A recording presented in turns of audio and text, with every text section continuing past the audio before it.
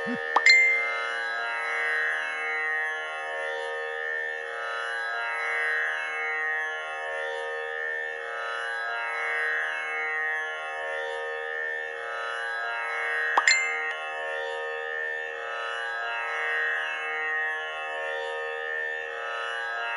राम राम राम हरे हरे, हरे कृष्ण कृष्ण कृष्ण हरे हरे, हरे राम राम राम हरे हरे, हरे कृष्ण कृष्ण कृष्ण हरे हरे, हरे राम राम राम हरे हरे, हरे कृष्ण कृष्ण कृष्ण हरे हरे।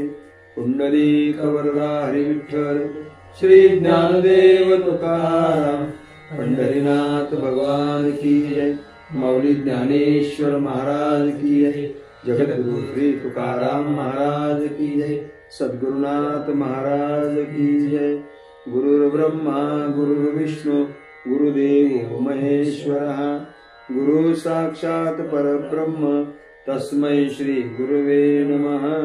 अज्ञानतिमिरान्धस्य ज्ञानाञ्जनशलाकया चक्षुरुन्मिलितं येन तस्मै श्री गुरुवे नमः। हरि ध्यायतो विषयान् पुंसां संगस्तेषुपजायते,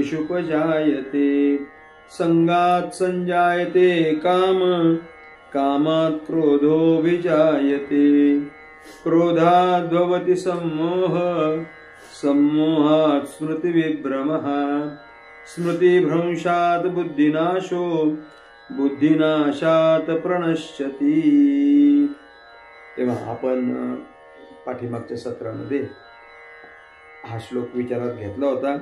दुसरा अध्याय आहे, त्यामधला 62वा श्लोक विचारात घेतला आपण। आज ते 63वा श्लोक आपल्याला बघायचा आहे। तर 62व्या श्लोकाचं थोडंसं सीमावलोकन करून आपण पुढे जाऊ। बघा, असं म्हटलं, ध्यायतो विषयांकु संगस्तेषुपजायते, संगात संजायते काम, कामात क्रोधो विजायते। तर मग आता नुसतं विषयाचं ध्यान केल्यामुळं काय झालं, तर ते संग उत्पन्न झाला, संग उत्पन्न झाला, आणि संग उत्पन्न झाल्यानंतर काम उत्पन्न झाला, की इच्छा उत्पन्न झाली। माऊलींनी वर्णन केले की तेथे इच्छा हे कुमारी झाली, ते कामाच्या तारुण्य आली।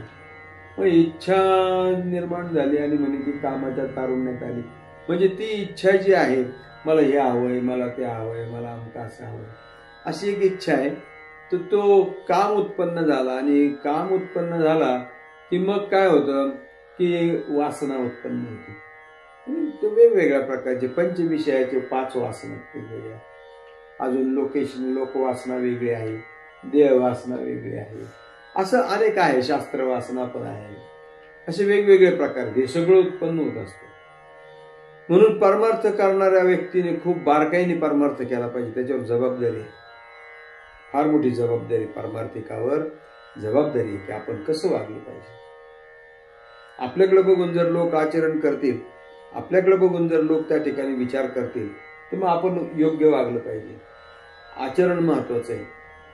ज्याच्या ठिकाणी आचरण नाही, आचार भ्रष्टता आहे, तो किती मोठा महात्मा असला, महाराज असला, त्याला काय उपयोग नाही। आता आपण पाहतो अनेक महात्मे महाराज लोक जेलमध्ये, का बरं? त्याचं कारण हे जे भगवद्गीतेने पहिलेच सांगून ठेवले, काम उत्पन्न होतो, आणि तो काम एकदा उत्पन्न झाला की विषय संपून जातो। मग आता बघा, तुम्हाला सांगतो, काम हा फार मोठा वैरी सांगितलेला। शुकदेवासारखा एकच महात्मा असा होता की त्यांनी नामदेव महाराजांनी वर्णन केले, बामणाचे पोर एक खेळासी भ्याले, 12 वर्षे लपाले रे, कापत कापत बाहेर आले, नागवेची पळून गेले रे, ऐक खेळया तुझ सांगतो, ऐसे जाणूनी खेळ रे।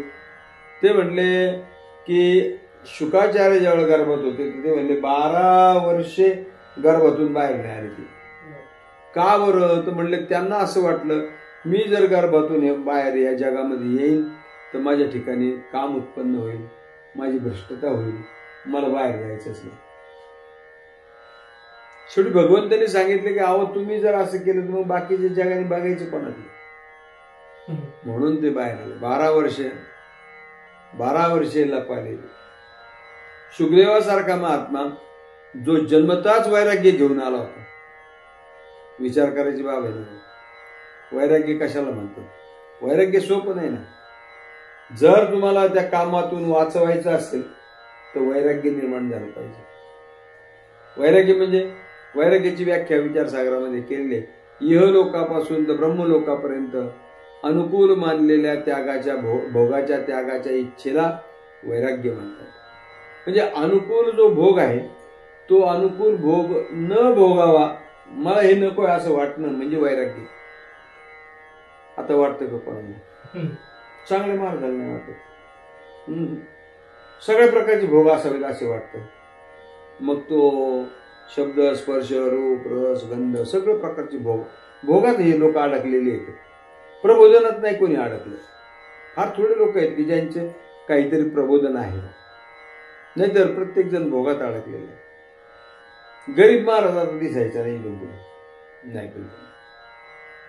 तर त्यांनी ते सांगितलं. मग दुसरं एक वर्णन केलेले नामदेव महाराजांनी, ते म्हणतात की कामची नाही तेथे क्रोधची कैसा, तेथे कैचे भांडणे, रामागड्याची आवडी मोठी म्हणून रंके पेन. म्हणजे काम बांधवडी असं म्हटलंय की तुकोबरायांनी सुद्धा, की ज्यांनी कामावर विजय मिळवलेला आहे तो फक्त मारुतीराय आहे. ते फक्त काय आहे? मारुतीराय. त्यांनी कामावर विजय मिळवला म्हणून त्यांचे पूजन, त्यांची मूर्ती वगैरे तालमीच्या तिथं पाहिजे असायच्या का, व्यायाम तिथं चालतो. बुद्धिमत्ता वरिष्ठ, त्यांच्या ठिकाणी सर्व प्रकारचं बल होतं मारुतीरायाच्या ठिकाणी. पण हे लोक असे विचित्र येतात, तुम्हाला सांगतो. त्यांनी त्या मारुतीरायाला माकड करून ठेवलं. त्याला लावली शेपूट झालं, ती माकड. मारुतीरायाच्या मूर्त्या बी माकडासारख्याच करून ठेवल्या. ते माकड नव्हते, ते फार मोठी माणसं होती. ती सुपरमॅन होते, एकदम हुशार होते, संस्कृत मध्ये तज्ञ होते. ते सूर्यदेवाकडे ज्यांचं संस्कृत झालं ते मारुतीराय काही सामान्य असतील का? त्यांच्याकडे त्यांचं संस्कृत झालं.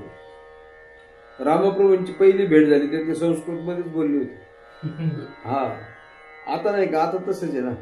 आता काय करतात, कोणी भेटलं की इंग्लिश मध्ये बोलतो. हा हॅलो हे इंग्लिश मध्ये चालू राहते त्यांचं. मग आपल्याला कळतो की नाही हे माणूस लय शिकलेला आहे बरं का. तसं मारुतीराय संस्कृत मध्येच बोलले ते रामप्रभूंच्या बरोबर, एवढं हुशार. आणि कामावर विजय मिळवलेले फक्त मारुतीराय, बाकी कोण नाही. त्यांना ऊर्ध्वकास होते. मग त्यांचं पूजन का केलं जातं? वैराग्यामुळं, की ज्यांच्या ठिकाणी वैराग्य होतं. वैराग्याचे वेगवेगळे प्रकार आहेत. कर्पट वैराग्य, मैथुन वैराग्य, प्रसूत वैराग्य, स्मशान वैराग्य व शिकार वैराग्य, असे वेगवेगळे प्रकार वैराग्याचे आहेत. तुकाराम महाराजांचा अभंग पण आहे, वैराग्याचे भाग्य संत संग हाची लाभ. वैराग्य झालं का माणूस सत्संगात गेला पाहिजे, ते भाग्य खरं. वैराग्य म्हणजे काय? एखादी गोष्ट अनुकूल जरी झाली आपल्याला, आपण तिच्याकडे लक्ष नाही गेलं पाहिजे, बिलकुल नाही, नको. बरं, त्याच्यावरून काय फार असं अडते अशातलाही काही भाग नाही. म्हणून वैराग्य महत्वाचं आहे. तर ते म्हणतात की ध्याय तो विषयांतो संगस्ते शुभ जायते संगात संजायते काम कामात प्रगती आहे. काम उत्पन्न होतो, पण वैराग्य असलं तर काम उत्पन्न होत नाही. उत्पन्न झालेला काम सुद्धा जळून जातो. हा, भगवान शंकरांनी नाही का काम जाळून टाकला होता नाही. हा, काम जाळून टाकला त्यांनी. म्हणजे काय केलं? जाळून टाकलं म्हणजे काय, असं का आग लावली काय त्याला? तसं नाही. जाळून टाकला म्हणजे त्यांच्या अंतःकरणात काम उत्पन्न झालाच नाही. विश्वामित्रांच्या ठिकाणी ते एक तर क्षत्रिय, आणि क्षत्रिय असून तो ऋषी, मग ते कसं असेल? तुम्ही काही क्षत्रियाचे गुण त्याच्या ठिकाणी येणारच ना. ते तेवढं होत असते. इतकं वैराग्य होतं, पण तरीही ते अप्सरेच्या मोहामध्ये अडकलेच होते. विचार करायचा, वैराग्य कमी पडलं ना. अरे, जिथं एवढ्या मोठ्या मोठ्या लोकांचं जर वैराग्य कमी पडलं तर तुमच्यासारखीच काय गोष्ट आहे? म्हणून चिरंजीव पदामध्ये नाथ महाराजांनी ते लिहून ठेवलेले, त्यांनी असं दिलेलं आहे त्याच्यामध्ये की बाबा साधकाने कसं वागावं ते लिहिले त्याच्यात. ते म्हणतात की बाबा नको नको स्त्रियांचा सांगा, नको नको स्त्रियांचा एकांत, नको स्त्रियांचा परमार्थ, करती आघात पुरुषासी.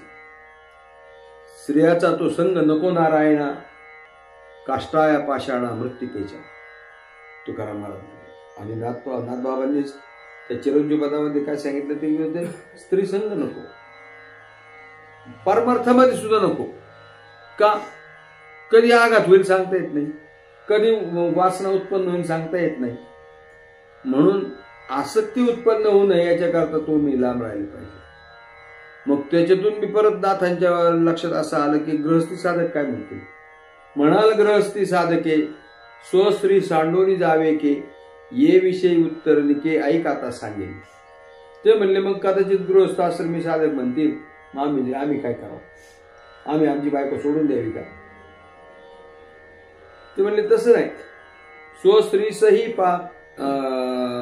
कार्यापुरते पाचारावे स्पर्शावे निरुते, परी आसक्त होणे तेथे राहू नये. कार्यापुरतच तिच्याशी बोलावं, तिच्याशी त्या ठिकाणी संग करावा आणि नंतर पुन्हा तिथं आसक्त होऊ नये. आणि असं जर राहील तर तो गृहस्थ आश्रमी ब्रह्मचारी असू म्हणले. पण आता या गोष्टी तशा कलियुगात इतक्या सोप्या कळत राहिल्या, फार अवघड गोष्टी आहेत. म्हणून सांगितलं की कामात भवती क्रोध. हा काम पूर्ण झाला नाही का मग क्रोध उत्पन्न होतो, राग उत्पन्न होतो. आणि क्रोध उत्पन्न झाला की क्रोधामध्ये काय नष्ट होतं.